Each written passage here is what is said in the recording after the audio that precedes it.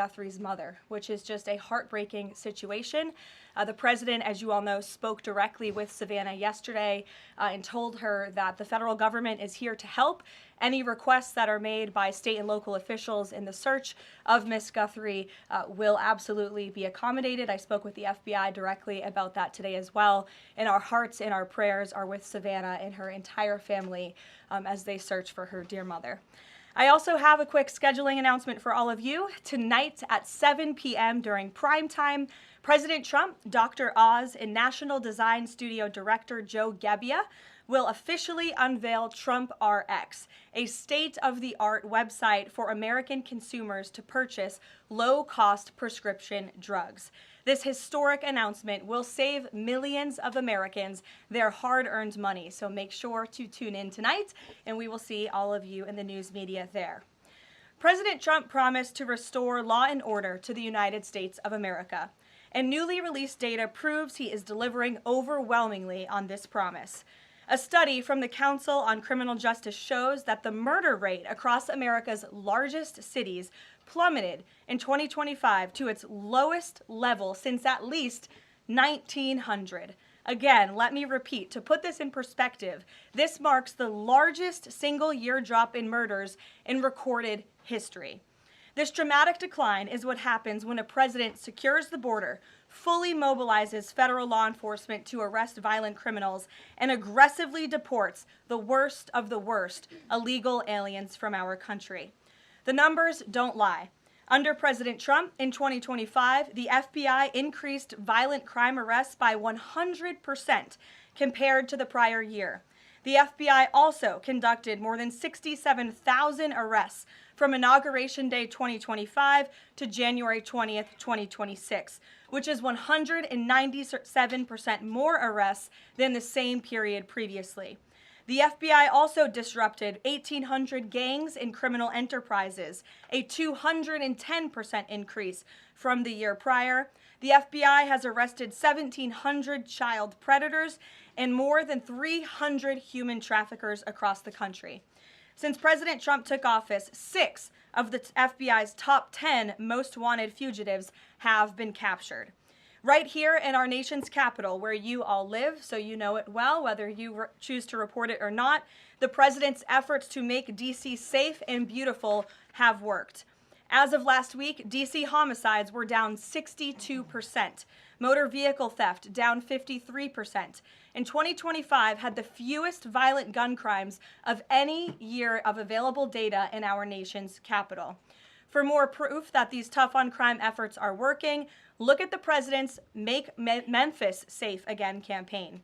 As of last week, there have been nearly 5,600 arrests made, and aggravated assaults are down 53%. Sexual assaults are down 53%, and robberies are down 70%. Again, that's just in the city of Memphis. 5,600 arrests have taken place because of this president and his Homeland Security Task Force that has surged into Memphis at the request of both the governor and the mayor in that city. A Democrat mayor, I will add. These are the results that can happen when Democrats and Republicans, when the federal government and state and local officials work together. And that's what Trump wants to see to improve public safety across our country. When you have a leader like President Trump who empowers good cops to be cops and to arrest bad criminals, American communities will become safer. Many of the media outlets in this room have expressed shock and confusion at these remarkable statistics. The New York Times declared that, quote, "No one knows for sure what's behind the staggering drop in the murder rate. The reason is very clear. It is President Trump's leadership and his unwavering commitment to law and order.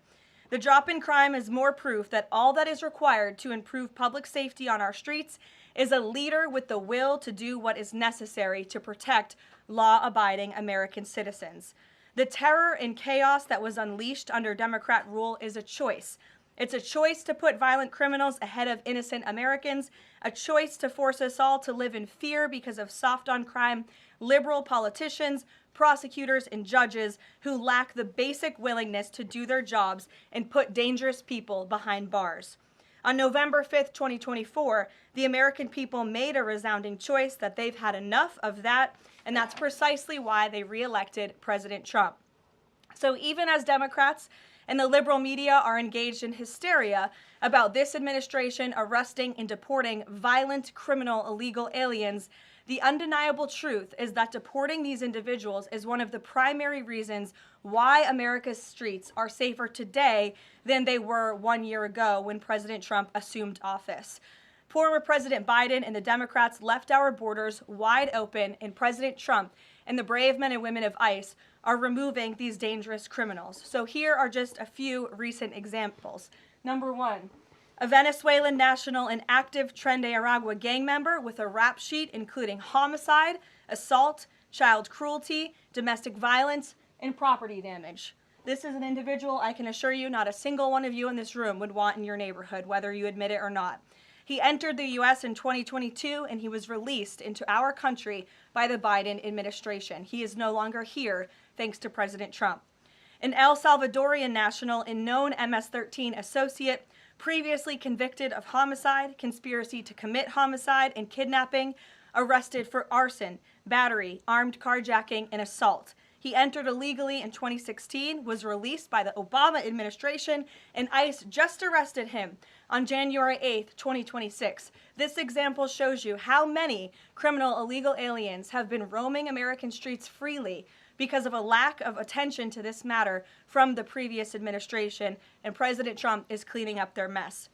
A Cuban national and blood gangs member convicted of multiple homicides and robbery. ICE arrested him on October 27th and removed him on January 6th, 2026. Arresting and deporting these types of illegal criminals is precisely what the American people voted for. And despite desperate recent attempts by Democrats and those in the media to undermine the president's deportation agenda, these efforts are failing. Brand new Harvard-Harris polling shows overwhelming support for President Trump's efforts to protect law-abiding citizens from criminal illegal aliens. Nearly 8 in 10 Americans say criminal illegal aliens should be deported. A solid majority also support deporting all illegal aliens, regardless of additional crimes. And more than 2 in 3 Americans back the Trump administration's common sense requirement that state and local officials cooperate with federal authorities and work to hand over criminal illegal aliens in local jails for swift deportation. Finally, to prevent another invasion of millions of illegal aliens from happening again, President Trump and Secretary Noem delivered the most secure border in American history. 0 illegal aliens were released into our homeland over the past 9 months. This is a truly remarkable achievement. Again, 0 illegal aliens released into the country in 9 months. This is staggering, and it deserves more attention from all of you. Overall, Customs and Border Protection recorded the lowest total encounters in agency history. Daily encounters have fallen by 95%, averaging just 250 apprehensions at the southern border a day. This is compared to over 5,100 daily apprehensions during the Biden years. It's a night and day difference because we finally have a president who enforces the law and lets our law enforcement do their noble jobs of protecting our homeland. When President Trump campaigned on making America safe again, this is exactly what he meant, and the numbers and the results speak for themselves. With that, I will open it up to questions today. We're going to start with Daniel Baldwin from One America News, who is here religiously covering the White House beat every day. So it's good to see you in a chair instead of standing up today. Daniel, thanks for being here, and why don't you kick us off? Thank you, Karoline. It's an honor and a privilege to represent One America News in the new media seat. First question on that DHS funding bill. Funding runs out in the better part of 8 days or so. Democrats, at least verbally, are very dug in. What does the White House believe their end goal is when it comes to this funding fight, when it comes to immigration policy at large? What is their end goal when they're dug in a position like this at this point in time? Well, the president has 2 end goals. One is to obviously keep the government funded and open, and that includes the Department of Homeland Security, which does not just touch upon ICE and Border Patrol, but also FEMA, the United States Coast Guard, the United States Secret Service. These are brave public servants who work to protect our homeland. The president wants these individuals to get paid. Secondly, when it comes to any discussions about immigration policy, the president is never going to waver in his commitment to allow immigration enforcement efforts in this country and to support ICE and Border Patrol and the deportation of illegal alien criminals. I know Senator Schumer and Leader Jeffries sent over a very long list of demands, some of which the administration is willing to discuss. Others don't seem like they are grounded in any common sense, and they are non-starters for this administration, but we're not going to negotiate policy from the podium. I'm going to allow the president to do that, and any final decisions that are made will be made ultimately by him.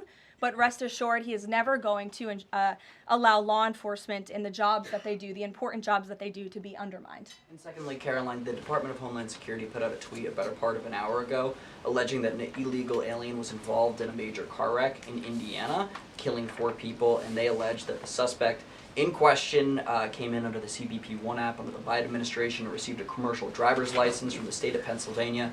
What is the White House's reaction to a situation like this? And what is the White House doing to crack down on cases like this where illegal aliens are obtaining commercial driver's licenses? Yes, this is another abhorrent example of the border crisis over the past 4 years, and it again exemplifies why the administration must continue and will always continue to fully back and support ICE and Border Patrol and law enforcement in their removal of illegal alien criminals from our country. For those who don't know, and all of you should report on it, 4 Americans were tragically killed and lost their lives this week yet again from an illegal alien, an individual who was paroled into the country by the Biden administration using the CBP-1 app, which they created like it was a magic pass for Disneyland. That's not how immigration in this country should work.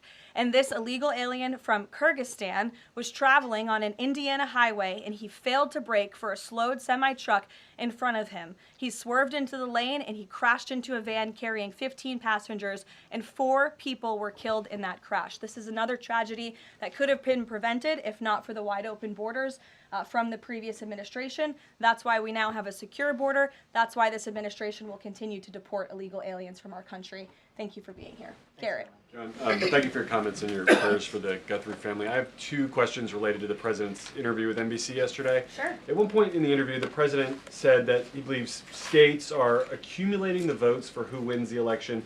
He says if they, meaning the states, can't do it honestly and can't be done properly and timely, then something else has to happen. What did he mean by that? Is he suggesting that the federal government count votes in elections? What the president is suggesting, and I just spoke to him about this, is that Republicans and Democrats in Congress should pass the Save America Act. This piece of legislation is going to ensure that states are abiding by federal election law by removing non-citizens from their voter rolls. In addition, the Save America Act will require voter ID to vote, and it will require proof of citizenship to register to vote. These are very common sense policies and proposals that 89% of our country agree with. So that's what the president is talking about. Again, I just spoke with him about this, and he's calling on both Republicans and Democrats to send the Save America Act, to pass it into law and to send it to his desk as quickly as possible. To be clear, the SAVE Act doesn't say anything about who counts votes, which has always been a state, a local, a county function. Why does he keep talking about somebody else, presumably the federal government, counting votes? Because the SAVE Act directs states to remove non-citizens from their voter rolls. And we know in states across the country, the president is right to point this out, in states like California or in places like New York City, non-citizens are allowed to vote in state and local elections. And the federal government should absolutely do away with that. I don't think a single person in this room, if you really are being honest with yourselves, should agree that non-citizens should vote in American elections, no matter where that election is up and down the ticket. And so this is a piece of federal legislation that will help states ensure the integrity and the sanctity of their elections, and that's what the president wants. Peter. Thanks, Caroline. President Trump posted about Nancy Guthrie that he is directing all federal law enforcement to be at the families and local law enforcement's complete disposal immediately. What should we expect to see from the federal government in coming days in the search to find Nancy Guthrie? It's a very good question, Peter, and it's why I was on the phone with the FBI earlier this morning to ask that. And what they told me is that the FBI, again, is at the disposal of the state and local government. Whatever personnel or assets or resources that the state and local authorities and police need will be granted to them at the direction of the president, the FBI director, and the attorney general. A different law enforcement issue. The FBI just found 1,000 samples inside an illegal biolab in Las Vegas. It is linked to a different biolab that was previously raided. There are ties to China. What does the president think the CCP might be up to here? I haven't spoken to him about this specific investigation from the FBI, but I'm happy to, and I'm sure he's very glad that this is something the FBI discovered, and we'll make sure anyone who is involved in illegal activity will be held accountable. And just one more about this weekend. At the Mar-a-Lago Super Bowl party, after the first two quarters, are the TVs going to be on the halftime show with Bad Bunny or the halftime show with Kid Rock? I think the president would much prefer a Kid Rock performance over Bad Bunny, I must say that. Jennifer. On the nuclear arms pact, we saw the president's post on that. Yes. But can you say, is there a temporary agreement with Russia to stand by the terms of the New START treaty while negotiations are happening? Not to my knowledge. Again, to your point, Jennifer, I just do want to reiterate exactly what the president said. He wrote just moments ago, the United States is the most powerful country in the world. I completely rebuilt its military in my first term, including new and many refurbished nuclear weapons. I also added Space Force and now continue to rebuild our military at levels never seen before. We are even adding battleships, which are 100 times more powerful than the ones that roamed the seas during World War II. The Iowa, Missouri, Alabama, and others. I have stopped nuclear wars from breaking out across the world between Pakistan and India, Iran and Israel, and Russia and Ukraine, rather than extend New START, a badly negotiated deal by the United States, which I will add was renegotiated under former President Barack Obama, aside from everything else, is being grossly violated. The president wants to have our nuclear experts work on a new, improved, and modernized treaty that can last long into the future, and that's what the United States will continue to discuss with the Russians. Peter. Thank you, Caroline. Sure. Did President Trump himself ever ask DNI Gabbard to head down to Fulton County, Georgia? The president was asked and answered that question just yesterday. I've seen a lot of the media in this room get very caught up with the semantics of why Tulsi Gabbard is there. I will tell you why, and the president agrees with this because election security is essential to national security. And as the director of national intelligence, it is a part of Ms. Gabbard's role to make sure that American elections are free of foreign interference and that American elections are safe and secure. And so the ODNI director is working with the FBI on this effort, and the president wholeheartedly supports both Kash Patel and Tulsi Gabbard in ensuring that American elections are safe, are secure, and are free of foreign intervention. Is there any Michael, indication go that ahead. there's Thank you, foreign Caroline. influence? Federal law enforcement's involvement in the search for Well, Nancy Guthrie. excuse me one second. It's the media who has said that there's Russian interference in American elections. You guys have been saying that for many, many years. So the people in Fulton Well, County. the people in this room, considering that you all said for many years that Russia interfered in the 2016 election to help Donald Trump, you should all be very happy that we finally have an administration that is looking into that, and we'll be happy to keep you posted. Michael. Thanks, Caroline. With the FBI's involvement in the search for Nancy Guthrie now, has this search expanded nationwide outside of Arizona? And given Pima County's proximity to Mexico, is this now an international search? Well, Michael, that would be a question for state and local authorities as they continue to oversee the investigation at this time.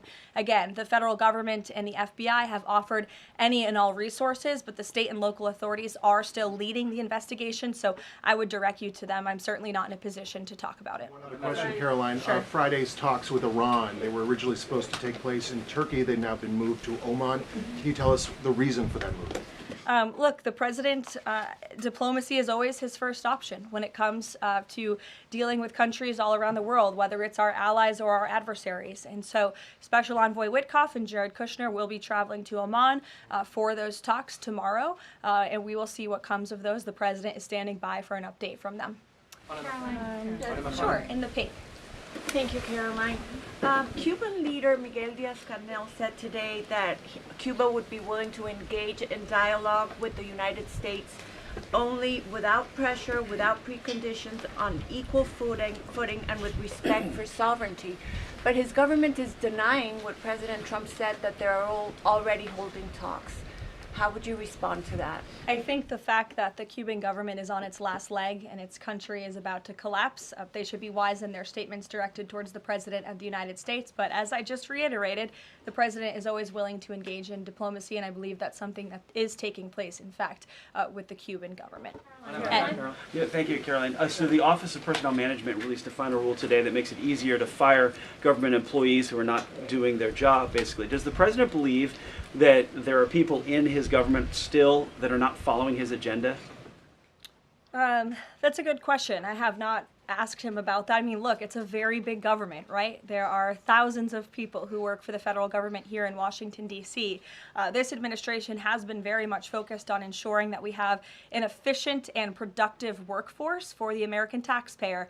There's not a day that goes by where we don't show up and realize we are public servants working on behalf of the American people, and everybody in the federal government best have that mindset, or they won't be welcome to work for this administration. So I think it's a good thing that the Office of Personnel Management put this rule out. I think if people aren't doing their jobs, if they aren't showing up for work, if they're not working hard on behalf of this president, they're not welcome to work for him at all.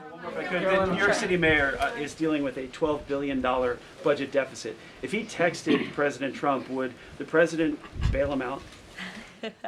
I'll leave that answer to the president himself, Ed. Kristen, go ahead. One more follow-up on Dina Gabbard. You've said that the president supports the fact that she was there, but last night when he was asked about it, he said he didn't know why she was there. He didn't say that he directed her. Can you clarify on that? Did she go by herself and he learned later and supports it? Well, did you look at the full entirety of his response? I was in the room for that NBC interview, Kristen, and he just said exactly what I told you, which is that election security is essential to national security. We need to ensure that our elections are free and are fair and are free of foreign interference. And he spoke about how Ms. Tulsi Gabbard is involved in that effort. So you're taking like the first three words that he said to one question and not looking at his entire response. Follow up on what you said about foreign interference. You talked about 2016 and Russian interference, but what we've learned from these Georgia officials is what was seized by the FBI were ballots from 2020 in this Fulton County election center. Do you have any evidence that there was international interference in the 2020 election in this election center? What I do have evidence of, and what the media seems to be undermining, is why Tulsi Gabbard is there in the first place. And I would point you again to federal law that clearly assigns the DNI and the office with the statutory responsibility to lead counter intel matters related to election security. This includes assessing risks to election voting systems, software, voter registration databases, and more, and analyzing foreign interference. And the ODNI is responsible for supporting the White House interagency action to secure our elections through intel analysis and vulnerability assessments. And they should be routinely collaborating with agencies like the DHS, the DOJ, and the FBI. So as for that question, it would be better suited to ask the Director of National Intelligence herself in her office. But what I'm telling you is that it is more than appropriate. In fact, it is Tulsi Gabbard's job to ensure that our elections are safe and secure. And that's exactly what she's been doing on the ground in Georgia. And I don't understand why anyone in this room, considering you're all American citizens, I believe, and like to vote in our nation's elections, should have any problem with that whatsoever. Now, Thank you, Caroline. The president said that the administration should take a softer approach on immigration enforcement. He's also suggested for months that some migrant workers should be spared from these raids based on what they're doing. Is the administration going to continue to conduct large worksite raids as it seeks to target violent criminals? And can you clarify, is the federal government going to continue doing these deportation operations in blue cities where authorities say they don't want them? Well, first, again, to the president's answer yesterday, the full context of his answer was that he'd like to see a softer touch, but we are always going to remain tough. That softer touch the president is referring to is that cooperation that is necessary between state and local authorities and federal government authorities to ensure that we can continue deporting illegal aliens from our communities without tons of agents having to go after one illegal alien. If the states and the local governments just turn over their illegal aliens to ICE at jails, as they should be doing, it requires one agent to deport that one illegal alien who can then go on their way to their home country in a peaceful manner. The escalation that we've seen take place in Minnesota is a direct result of the refusal of state and local officials to cooperate with the federal government and with ICE, which has led to these hostile and dangerous environments. And so we don't want that. Again, the president wants direct cooperation, and that's what he was referring to. As for worksite raids, I don't broadcast any future action that may or may not happen from the Department of Homeland Security. But again, the president's focus and the administration's focus is on targeting illegal alien criminals, especially those who have committed heinous crimes in our country, as evidenced by the few illegal aliens that I just shared with you here today. Will ICE and Border Patrol avoid going to other blue cities where the local officials are saying, we won't work with you, we don't want you here? Well, first of all, those local officials should be wanting to work with ICE. Why would any official, whether you're a Democrat or a Republican, want murderers and predators in your city? It makes zero sense. It's an untenable position. The only reason Democrats are taking that position now is because their entire party platform is just anti-Trump. It makes no sense for the American people. They should be calling this White House, they should be calling Secretary Noem, they should be calling Tom Homan, and they should be saying, we want to work with you to remove the worst of the worst criminals from our city. Please come here. So yes, ICE is going to continue to do their job in cities and communities across the country, but it certainly makes it much easier when we have that level of cooperation and corroboration at the state and local level. In places like Florida, where there has been the arrest of thousands, tens of thousands of illegal alien criminals. None of you talk about that, or none of you hear about that, because these operations are going seamlessly and peacefully. Why? Because there is an intimate cooperation between the state government and the federal government, and that's what the president wants to see in all 50 states. And the whites, yes. Hi, thank you, Karoline. Over the weekend, President Trump said that he was giving a serious look at endorsing in the Texas Republican Senate primary. We know that Minnesota and Georgia also have competitive, crowded primaries. Is he giving those races a serious look as well? Well, I'm not allowed to speak from the podium on any future political endorsements the president may or may not make, but I know that he is watching all of these races across the country quite carefully. I won't get ahead of him on any potential endorsements. John. Thanks a lot, Caroline. Two questions for you about the continuing resolution that the president signed for the Department of Homeland Security. What would be the repercussions for all of the agencies under DHS if no agreement is reached on funding when that deadline approaches next Friday? Well, there will be grave repercussions for all of those agencies, but more importantly, frankly, for the American people who those agencies serve. And that's exactly what the president and the White House want to avoid. Again, we want to keep the government funded. We want the Department of Homeland Security, of course, to be up and operationalized and continuing as necessary to protect our homeland, to secure our border, to ensure the brave men and women of the United States Coast Guard are getting paid, the brave men and women of the United States Secret Service who protect the president, the vice president, and frankly, all of you in this building every day continue to receive the paychecks that they so well deserve. And so that's why the White House will engage in these talks with Democrats. But again, the president is never going to cave on this administration's core promise to deport illegal aliens from our country. You said, Caroline, in your statement that there are certain proposals that Democrats are putting up that are non-starters. What are some of those non-starters? There are a few, and it's a very good question, but I won't negotiate from the podium. I know the White House will be engaged in direct, serious talks with Democrats on this important matter. Natalie. Thank you. In addition to launching Trump RX tonight, Trump has said that he wants to meet with insurance companies to lower healthcare costs. Do you have any update on when those meetings are Yes, going? he does want to meet with insurance companies. That meeting will take place. I don't have an update on when it will be on the schedule, but the purpose of that meeting will be to continue to negotiate with these companies to ensure that more money is going back to the American consumer.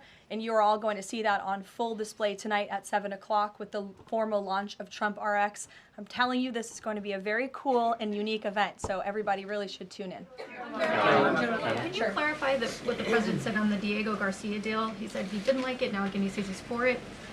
He spoke with Prime Minister Starmer directly. He understands Prime Minister Starmer's position, and he supports it. But as the president reiterated in that statement, of course, the United States reserves the right to protect our assets. We still have a military base, of course, on the island of Diego Garcia. And so the president reiterated to the prime minister and to all of you that the United States will never waver, if necessary, in protecting our assets anywhere in the world, but including on Diego Garcia. And he supports the prime minister's decision. Elizabeth. Just on that one, Karoline, can I ask you? Said that he's now seeking. John, I'll go to you after. The president said he's now seeking $1 billion from Harvard, considerably more than before. What changed here, and how are negotiations going? Well, look, this has been an ongoing negotiation and, frankly, a frustrating negotiation for the president and the administration because we want a deal. And it's very unfortunate that Harvard has dragged its feet in understanding they need to rectify the wrongs and the illegal behavior that took place on their campus over the course of the past several years under the previous administration. And so the president wants a justified deal to correct for that criminal behavior that took place on their campus. He is now demanding $1 billion from Harvard University, and Secretary McMahon will be continuing to lead this negotiation and these talks. John. Caroline, thank you. You mentioned some polling earlier that was very compelling on deportations. Rasmussen came out with a poll today, said 75% of Republicans want all illegals deported. It seems like the conversation has shifted again to focusing only on deporting illegal aliens who are criminals. Is the president still committed to deportations of the 20 million illegals that came here under Joe Biden, or are you starting to see that back? Yes, and the president has always been committed to that, John. But we must prioritize, and the prioritization is on those tens of thousands of convicted criminals whom we know are still roaming our streets. ICE and Border Patrol and DHS have done a phenomenal job of removing tens of thousands of them. Actually, nearly 1 million people have been deported from our country over the past year, 2 million additional self-deportations. So nearly 3 million people have left the United States. But again, as you pointed out rightfully, Joe Biden and the Democrats allowed approximately 20 million people into our country illegally. So yes, of course, the president is committed to ensuring that America is and always will be a nation of laws. Thank you, Caroline. Steve Bannon recently said, quote, "We're going to have ICE surround the polls come November." Is that something that the president is considering? That's not something I've ever heard the president consider, no. Can you guarantee to the American public that ICE will not be around polling locations or voting locations in November? I can't guarantee that an ICE agent won't be around a polling location in November. I mean, that's frankly a very silly hypothetical question. But what I can tell you is I haven't heard the president discuss any formal plans to put ICE outside of polling locations. It's a disingenuous question. Caroline, I had two questions regarding DHS. The first one is, one of the Democrats' main demands for DHS funding was to demask ICE agents. Is this something that the president is even considering? Again, this is one of the specific points in the letter that went out by Senate Majority Leader Schumer and Hakeem Jeffries. I won't negotiate the individual points from the podium, but it is obviously something the White House will be discussing with lawmakers on Capitol Hill in the coming days. Is the administration concerned that the shakeup that we're seeing of DHS activity in Minneapolis could potentially embolden different obstructionist protesters around the country as they now have a playbook on how to get ICE out of their cities? No, because what you saw yesterday with the drawdown of 700 agents only occurred because the condition that the President of the United States set for local states, local counties to turn over illegal aliens to ICE has been met. The vast majority of counties, nearly every single county now in Minnesota, has made an agreement to notify ICE when they are releasing an illegal criminal from their jail. This is a huge win for the administration. Again, it's a condition the president set out and has been met thanks to the tireless efforts of Mr. Homan. And as for the left-wing agitators who have been illegally obstructing ICE's immigration efforts, we are not letting that behavior go unnoticed or unpunished. In fact, just today, the Department of Homeland Security arrested this individual. He is a self-proclaimed Antifa member who has been threatening, doxing, harassing ICE. He called for the murder of federal law enforcement officers. He encouraged bloodshed in the streets of Minnesota. He proudly acclaimed affiliation with the domestic terrorist organization Antifa. And the Department of Justice, thanks to the great work of HSI and the FBI, was able to locate and arrest this individual today. So we are committed to enforcing our immigration laws. We want that level of cooperation from state and local officials. And if people are illegally obstructing our federal law enforcement operations, if they are targeting, doxing, harassing, and vilifying ICE agents, they are going to be held accountable, like this individual here, who again is a self-proclaimed member of Antifa. He is a domestic terrorist, and he will be held accountable in the United States. Caroline, just to follow up on Garrett's earlier question, I mean, you've talked a lot about the SAVE Act. I know you spoke with the president about it before you came out here. The president has gone beyond that, though. He's talking about Republicans taking over elections, states are agents of the federal government. So just to be clear, is the president only calling on Congress to pass the SAVE Act, or does he want Republicans to go further than that before the midterm elections? The president is calling on Republicans, again, and Democrats to pass the SAVE Act. I will reiterate, requirement for voter ID to vote. That should be something that no American should oppose. In fact, we know that the vast majority of Americans support it.